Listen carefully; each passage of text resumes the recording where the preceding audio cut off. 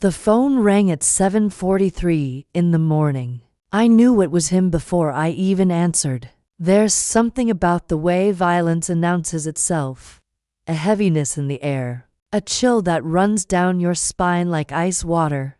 Marcus, my son, the boy I once rocked to sleep, was now the man whose voice made my hands shake. "You have something that belongs to me," he said through the line. His voice was different now, harder, meaner than I remembered. "Dad's money. I want my share." I stood there in my small kitchen, morning light streaming through lace curtains that James had hung for me just 3 months before he passed. The same hands that had once touched my face with such tenderness were now still forever, buried 6 feet under rich Ohio soil. But something had changed in me too, something that scared even me. "I'm not giving you a penny," I heard myself say. The silence that followed was deadly. I could hear his breathing, heavy and angry, just like it used to be right before the hitting started. My ribs still ached some mornings, phantom pains from bruises that had long since faded. Stay tuned, because what I'm about to tell you is a story unlike any other story that people share around the internet. This is about what happens when a mother finally says enough. "You think you can hide from me in that little cottage?" Marcus's voice dropped to a whisper that made my blood freeze. "I know where you are, and I know you're all alone now." Before continuing, if this story is touching your heart, subscribe to the channel and tell us in the comments where you are watching from. Don't forget to ring the notification bell, because every day I'm bringing you stories of women who turn their deepest pain into a new good way of living their lives. The line went dead, but I didn't put the phone down right away. I stood there, staring at my reflection in the window. Silver hair, tired eyes, weathered hands that had endured more than their share of pain. But behind those tired eyes was something new. Something that hadn't been there when James was alive. Something that looked a lot like fire. Marcus thought he was dealing with the same broken woman who used to flinch at shadows. But that woman had died the day we packed our suitcases and left our family home. Like refugees in the night, what he would find instead was someone completely different. Someone he should have been afraid of all along. I need to take you back 43 years, to when everything was different. When Marcus was just 5 years old with chubby cheeks and a gap-toothed smile that could melt my heart in seconds. James and I had saved for 2 years to buy our first house on Maple Street. A modest 3-bedroom colonial with blue shutters and a front porch, where we'd sit every evening after dinner. I can still smell the honeysuckle that climbed the trellis by our bedroom window. Still feel James's hand in mine as we watched Marcus chase fireflies in our backyard. Those were the golden years. James worked double shifts at the manufacturing plant, coming home with grease under his fingernails and exhaustion in his shoulders. But never without a kiss for me and a story for Marcus. I took in sewing to help make ends meet. Wedding dresses, prom gowns, anything that brought in extra money for Marcus's future. We dreamed of college for him. James would spread the brochures across our kitchen table on Sunday mornings, coffee growing cold as we calculated tuition costs and talked about the man our son would become. A doctor, maybe, or an engineer like his grandfather. Someone who would make a difference in the world. The first crack appeared when Marcus turned 16. It started small. Missing curfew, money disappearing from my purse. That sullen look that replaced his boyish grin. James tried talking to him, man to man, but Marcus would just shrug and walk away, slamming doors that seemed to shake the whole house. By 18, he was drinking. By 20, it was gambling. By 25, he was asking for loans that we both knew he'd never repay. I made excuses for him for years. He's going through a phase, I'd tell Margaret when she'd see him stumbling home at dawn. He just needs time to find himself, I'd say when James would suggest we stop enabling him. That's what mothers do. We protect our children even when they don't deserve protecting. The first time he raised his hand to me, I was 58 years old. Marcus had lost another job, another apartment. He'd been staying with us for 3 months, sleeping until noon, leaving beer bottles on my coffee table, bringing strange people to our home at all hours. When I asked him to clean up after himself, he exploded. "You think you're better than me?" His voice had changed over the years, become harder, meaner. "You think you can tell me what to do?" The slap came so fast I didn't see it coming. My cheek burned, and for a moment, I couldn't breathe. James was at work, and I stood there in my own kitchen, hand pressed to my face, staring at the son I'd given everything for. He looked as shocked as I felt. For just a second, I saw the little boy he used to be, the one who would crawl into bed with us during thunderstorms. "I'm sorry," he whispered. "I'm so sorry. It won't happen again." But it did happen again, and again. The violence escalated slowly, like water rising inch by inch. A push here, a shove there, holes punched in walls when I wouldn't give him money, threats whispered when James was out of earshot, and always, the apologies afterward, the promises that it would never happen again. The tears that made me believe maybe he was still my little boy, just lost and hurting. James didn't know at first. I hid the bruises with makeup, made excuses for the broken dishes, the dents in the walls. I was protecting them both. Marcus from his father's disappointment, James from the heartbreak of knowing what his son had become. But you can't hide violence forever. It has a smell, a weight, a presence that fills every corner of a house until there's no room left for anything else. The night James found out was the night everything changed forever. Marcus had been drinking again. He wanted $500 for what he called a business opportunity. When I said no, when I finally stood my ground after months of giving in, he grabbed my wrist so hard I felt something crack.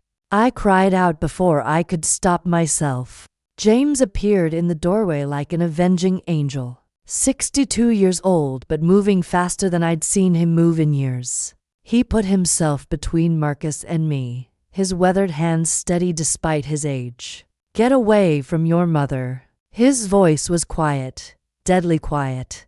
"Get away from her now." For a moment, I thought Marcus might back down, but the alcohol and anger had taken hold completely now. He swung at his father, connecting with James's temple, sending him stumbling backward. My husband was never the same after that night. The doctors said the blow had affected his balance, his coordination. He started falling more often, forgetting things, getting confused. The Marcus incident, as we came to call it, was the beginning of the end for James's health. But still, he tried to protect me. Still, he would position himself between Marcus and me whenever our son came around with his demands and his rage and his desperate need for money we didn't have. The final straw came on a Tuesday in March, 3 years ago. Marcus had been gone for 6 months. We'd thought maybe he'd finally gotten help, found his way. Then he showed up at our door with 2 men I'd never seen before. Men with cold eyes and expensive clothes who made our modest living room feel suddenly too small. "Dad owes us money," Marcus announced, not even looking at me. "A lot of money. And we're here to collect." James stood up slowly from his favorite armchair, the one with the worn blue fabric where he watched the morning news every day. I could see his hands shaking, but his voice was steady when he spoke. "My son doesn't live here anymore. His debts are not our responsibility." One of the strangers laughed, a sound like breaking glass. "That's where you're wrong, old man. See, When someone can't pay their debts, we collect from family. That's just how business works. I watched my husband of 40 years try to make himself bigger, try to be the protector he'd always been, even as his body betrayed him with tremors and weakness. I watched Marcus avoid my eyes, shame and desperation warring on his face. That night, after the strangers left with threats and promises to return, James sat me down at our kitchen table, the same table where we'd once spread college brochures and dreamed of our son's future. "We have to leave," he said simply. "We can't live like this anymore." The words broke something in me that I didn't know could be broken. Leave our home?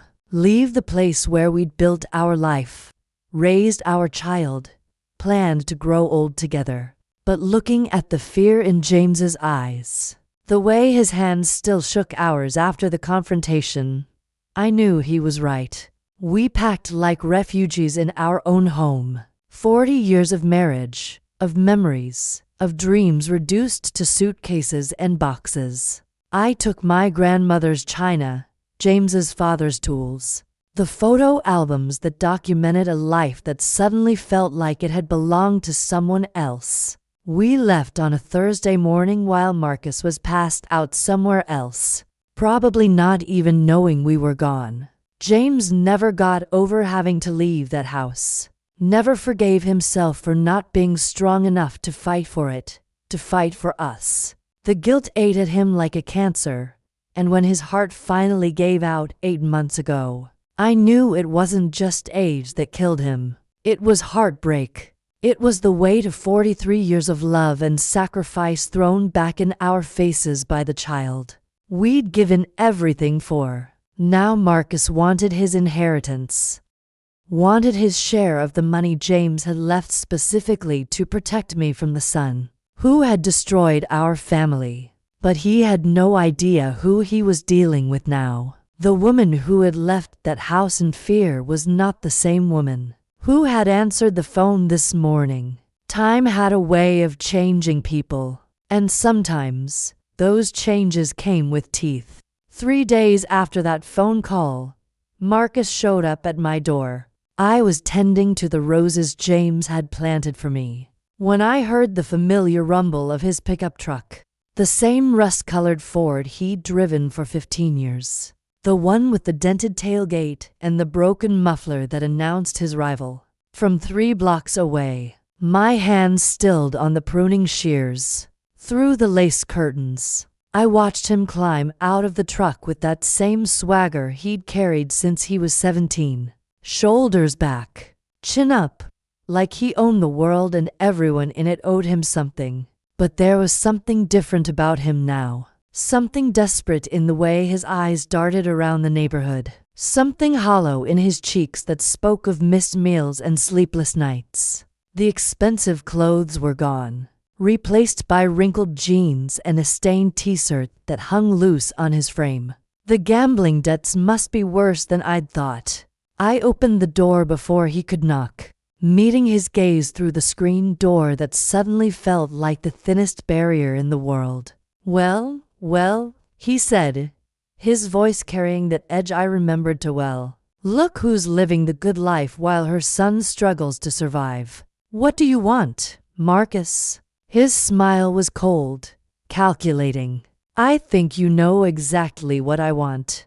Dad's money, my inheritance, the money you're sitting on while I'm about to lose everything." I studied his face, searching for any trace of the boy I'd once loved more than my own life. But all I saw was a stranger wearing my son's features, hollowed out by years of bad choices and worse company. "Your father left me that money for a reason." Marcus's expression shifted, the mask slipping for just a moment to reveal the rage underneath. "A reason?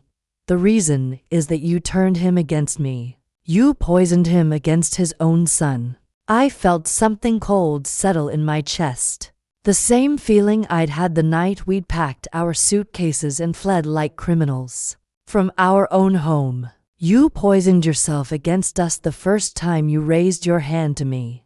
The words hung in the air between us like a challenge. For a second, I thought he might walk away, turn around, get back in that rusted truck, and disappear from my life forever. Instead, he pulled open the screen door and stepped inside without invitation. The cottage suddenly felt smaller, the air thicker.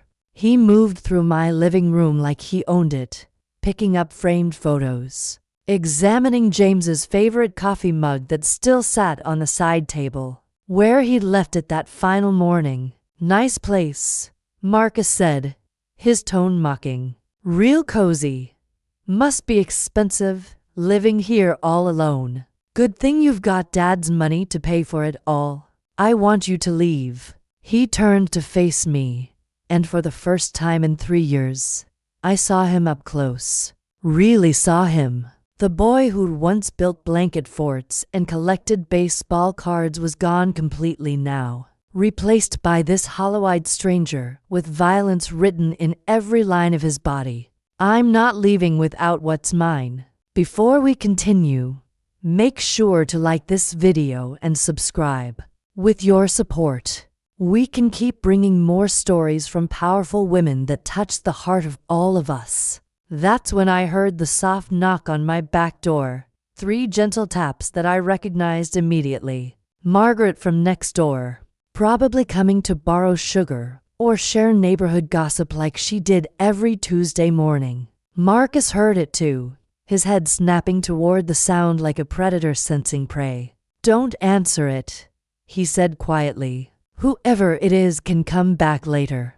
But I was already moving toward the kitchen, toward that back door, and the safety of witnesses. Margaret's timing had never been better. I said, "Don't answer it." Marcus's voice dropped to that dangerous whisper I remembered from the worst nights, when James would position himself between us and wait for the explosion that always came. I opened the door anyway. Margaret stood on my back step with a plate of her famous oatmeal cookies, her silver curls perfectly styled despite the early hour. She took one look at my face and her expression shifted from neighborly cheerfulness to sharp concern. "Everything all right, dear?" Her eyes moved past me to where Marcus stood in my kitchen doorway, and I saw recognition flicker across her features. She lived next door to our old house for 20 years. She knew exactly who he was and what he was capable of. "Everything's fine," Marcus said smoothly, stepping forward with a smile that didn't reach his eyes. "Just catching up with my mother. Family business, you understand."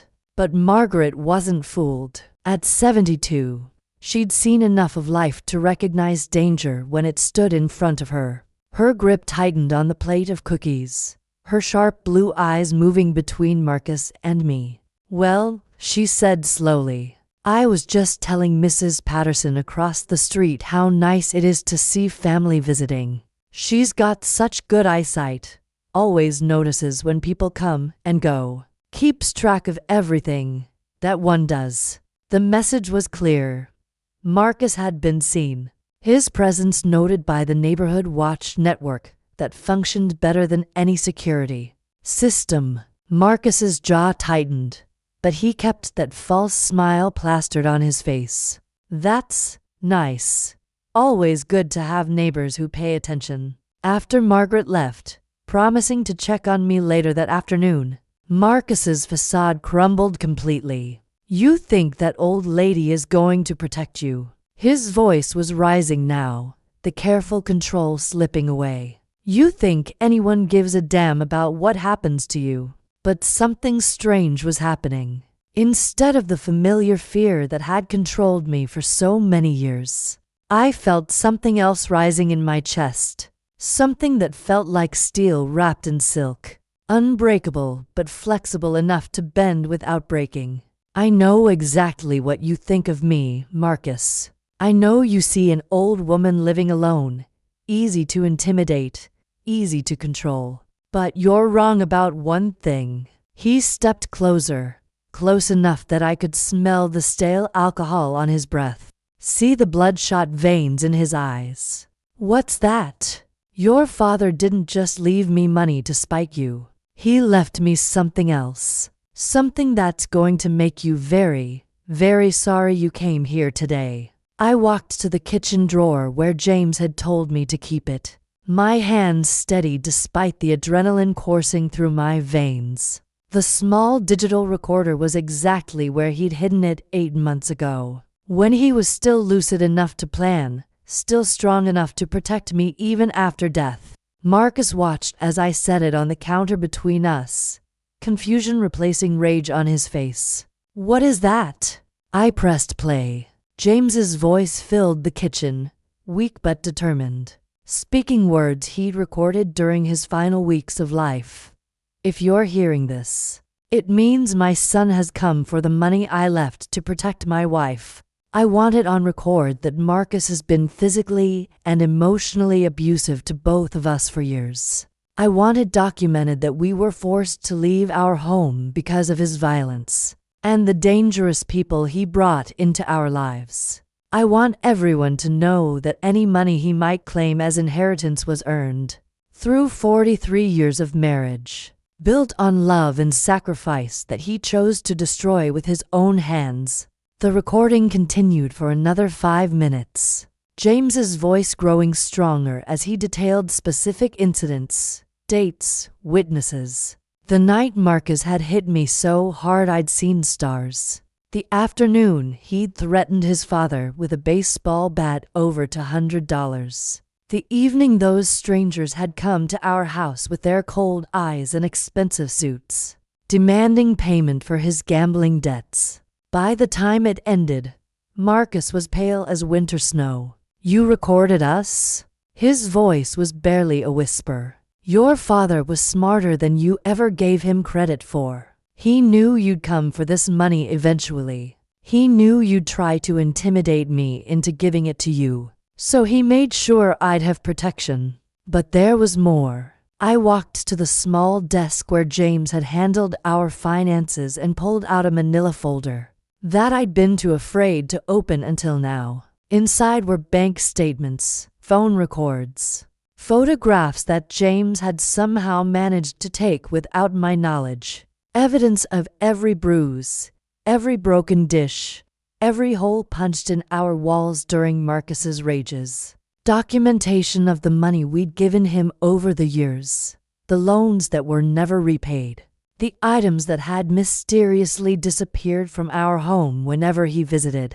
And there, at the bottom of the folder, was something that made my breath catch in my throat. A legal document, signed and notarized, changing James's will just 2 weeks before he died.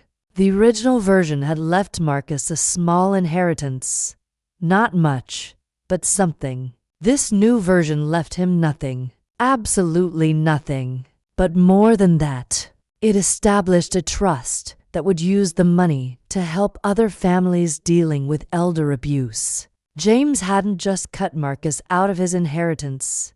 He'd turned his life savings into a weapon against everything Marcus represented. The boy I'd raised to be better than this had driven his father to his grave. But James had made sure that in death, he'd finally found a way to fight back. Marcus stared at the documents spread across my kitchen table, his face cycling through disbelief, rage, and something that might have been fear. You can't do this, he said finally. I'm his son. I have rights. I looked at this stranger wearing my child's face and felt something settle inside me. That had been restless for years. You gave up those rights the first time you hurt us. And your father made sure the law would back me up on that.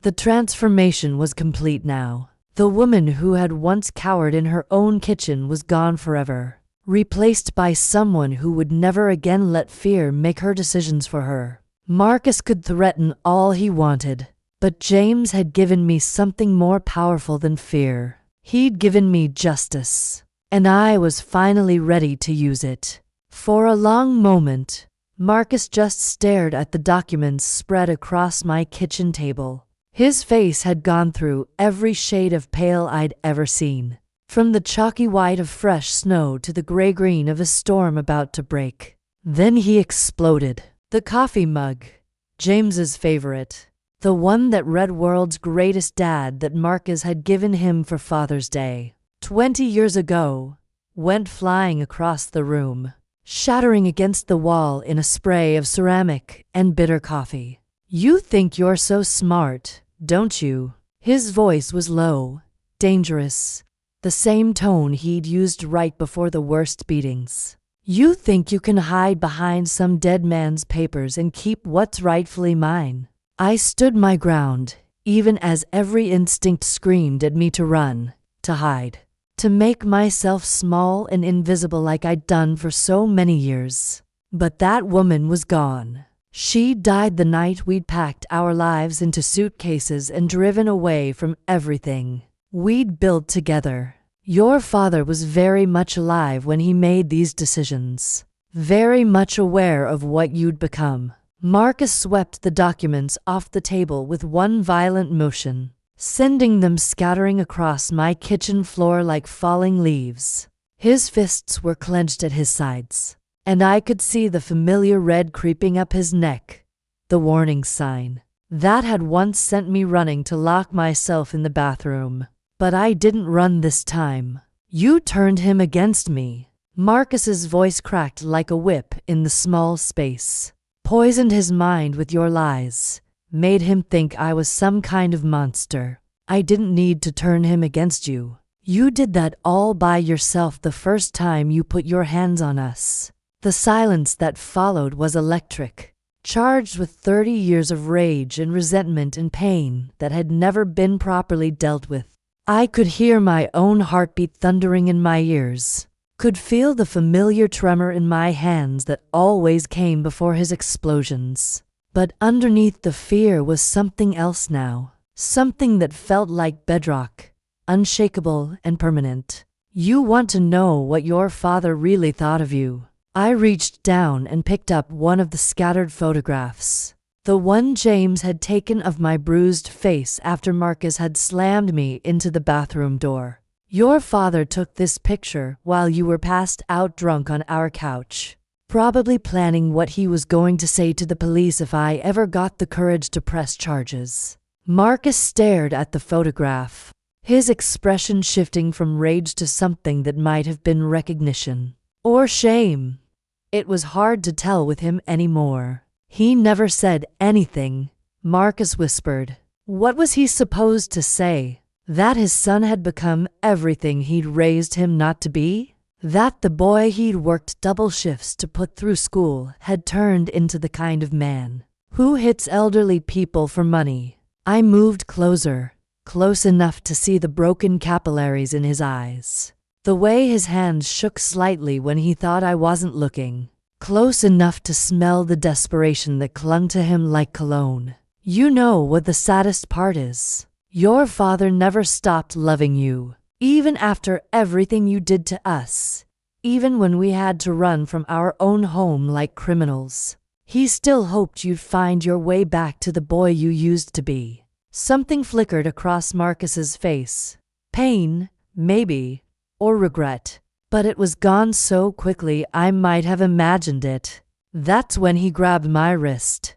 The grip was familiar, the same crushing pressure that had left fingerprint bruises for days at a time. But my reaction was different now. Instead of freezing, instead of going limp and waiting for it to be over, I looked him straight in the eye. "Let go of me." My voice was steady, calm, carrying none of the terror that had once made me so easy to control. Marcus's grip tightened, his face contorting with the effort of trying to hurt me, trying to make me afraid again. But fear was a luxury I could no longer afford. I said, "Let go." There was steel in my voice now, the kind that comes from having nothing left to lose. Marcus heard it too. I could see the confusion in his eyes, the dawning realization that something fundamental had changed in the equation between us. That's when the back door opened. Margaret stepped into my kitchen without knocking, her sharp blue eyes taking in the scene instantly, Marcus's hand wrapped around my wrist. The shattered coffee mug against the wall. The scattered documents on the floor. Behind her was Robert Chen, my attorney. His normally immaculate appearance slightly rumpled from what looked like a hurried trip across town. And behind Robert was Officer Patricia Williams from the County Sheriff's Department, her hand resting casually on her service weapon as she assessed the situation, with the practiced eye of someone who'd seen this kind of domestic drama too many times to count. "Well," Margaret said conversationally, as if she'd just walked into a tea party instead of a confrontation. "I hope we're not interrupting anything important." Marcus's hand fell away from my wrist like I'd suddenly caught fire. The transformation was almost comical, from menacing predator to confused little boy. In the space of a heartbeat, his eyes darted between the three witnesses, calculating odds, looking for exits. Officer Williams stepped forward, her voice professionally neutral. "Sir, I'm going to need you to step away from the lady and keep your hands where I can see them. This is family business," Marcus stammered, but the bluster was gone now, replaced by the kind of desperate panic that comes when someone realizes they've been outmaneuvered. "This is between my mother and me." Robert cleared his throat, adjusting his wire-rimmed glasses as he surveyed the chaos in my kitchen. "Actually, Mr. Marcus, this ceased to be family business the moment you violated the restraining order." "What restraining order?" Robert pulled a legal document from his briefcase with the flourish of a magician, producing a rabbit from a hat. "The one your mother filed this morning, citing credible threats of violence and financial intimidation. The one that specifically prohibits you from contacting her or coming within 500 feet of her residence." I stared at Robert in amazement. I hadn't filed any restraining order. I hadn't even known such a thing was possible. But Margaret was nodding sagely, her silver curls catching the afternoon light streaming through my kitchen window. "That recording your husband left was very thorough, dear. Very specific about dates and incidents. Made it quite easy for Robert here to document a pattern of abuse going back years." The pieces fell into place like dominoes in my mind. Margaret's perfectly timed visit this morning hadn't been coincidence. The way she'd mentioned Mrs. Patterson watching from across the street, keeping track of who came and went. The phone call I'd somehow missed while Marcus and I were confronting each other. They'd been watching, waiting, ready to spring into action the moment Marcus showed his true colors. Marcus seemed to realize he'd walked into a trap. His eyes moved frantically around the room, searching for some way out, some angle he hadn't considered. But there was nowhere to run, nowhere to hide from the consequences that had finally caught up with him. Officer Williams stepped closer, her handcuffs already in her hand. "Marcus Thompson, you're under arrest for violation of a restraining order, criminal trespass, and assault." "I didn't assault anyone." Marcus's voice cracked like a teenager's, all his menacing bravado evaporating in the face of real consequences. Officer Williams nodded toward the red marks on my wrist, already darkening into bruises. "The evidence suggests otherwise, sir." As they led Marcus away in handcuffs, he turned back to look at me one last time. The mask had fallen away completely now, leaving only the frightened, angry child he'd never stopped being underneath all that rage and violence. "This isn't over," he said quietly. "You can't hide behind lawyers and cops forever." But I wasn't hiding anymore. I was standing in my own kitchen, surrounded by people who cared enough to protect me, holding the tools James had given me to finally fight back. "Yes, it is," I said simply. "It's been over for a long time. You just never realized it until now." After they were gone, after the statements had been given, and the paperwork filed, Margaret and Robert sat with me at my kitchen table while I tried to process what had just happened. "How did you know?" I asked Margaret.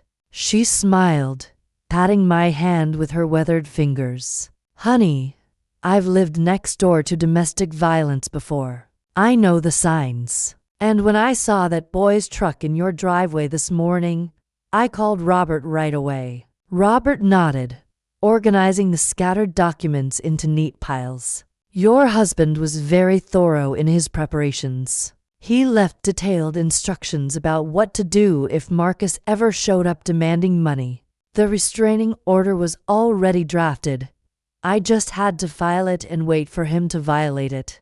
For the first time in longer than I could remember, I felt truly safe in my own home.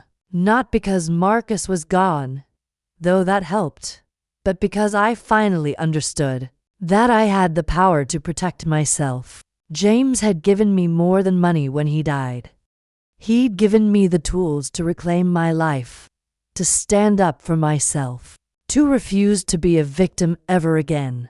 And I was finally ready to use them. 6 months later, I stood in the courthouse lobby watching Marcus being led away in handcuffs after his sentencing hearing. 3 years in state prison, followed by 5 years of probation. No contact with me during that entire time. The judge had been thorough, methodical, treating this case with the seriousness it deserved. Elder abuse, she'd called it. Financial intimidation of a vulnerable adult. Violation of a restraining order. The words felt foreign in my mouth.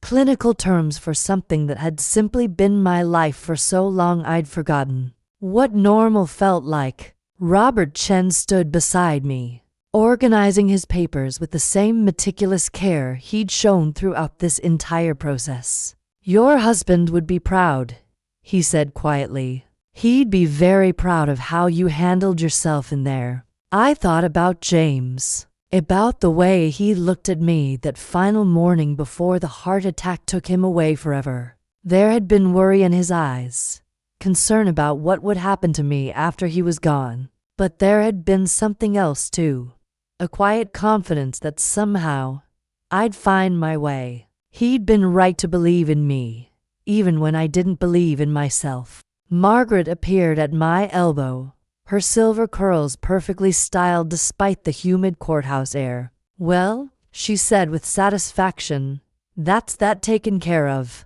Now we can get on with the important business of living." The important business of living. It sounded so simple when she said it like that. We walked out into the afternoon sunshine together. 3 unlikely allies who'd somehow managed to take down a man who'd terrorized me for years, with nothing more than truth, documentation, and the courage to finally say enough. But the real victory hadn't happened in that courtroom. It had happened months earlier, in my kitchen, the moment I decided I was done being afraid.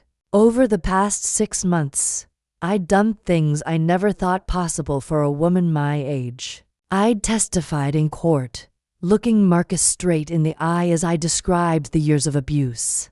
The fear, the way we'd been forced to flee our own home like refugees in the night. I'd worked with victim advocates, sharing my story with other women who were still trapped in situations I'd escaped. I'd even started volunteering at a domestic violence shelter, helping women who reminded me of myself, frightened, isolated, convinced they deserved whatever they were getting. The money James had left me, the inheritance Marcus had been so desperate to claim, had become something neither of us could have imagined. With Robert's help, I'd established the James Thompson Foundation for Elder Abuse Prevention, funding legal aid for elderly victims and educational programs about recognizing the warning signs. Every dollar Marcus had demanded, every cent he'd felt entitled to, was now being used to help other families avoid the nightmare we'd lived through. There was a beautiful symmetry to it that I thought James would appreciate. I'd also done something else, something that surprised even me. I'd started dating Dr. William Harrison was a retired pediatrician I'd met at the library during one of their monthly book club meetings. He was gentle, kind, with laugh lines around his eyes and hands that had never been raised in anger. He knew my story. I'd told him everything early on, wanting no secrets between us. And instead of running, he'd stayed. It's never too late to start over, he'd told me one evening as we sat on my front porch watching the sunset paint my roses gold. Never too late to choose happiness over fear. He was right, of course. At 66 years old, I was finally learning what it felt like to be cherished instead of terrorized, protected instead of threatened. It was a revelation that left me breathless some mornings, wondering how I'd lived so long without understanding the difference. The cottage had become something it never was when I first moved in, a home, instead of just a hiding place. William had helped me plant a vegetable garden in the backyard, rows of tomatoes and peppers and herbs that reminded me I was building something, instead of just surviving. Margaret came by most evenings with fresh cookies and neighborhood gossip, her sharp eyes keeping watch over the small sanctuary I'd created.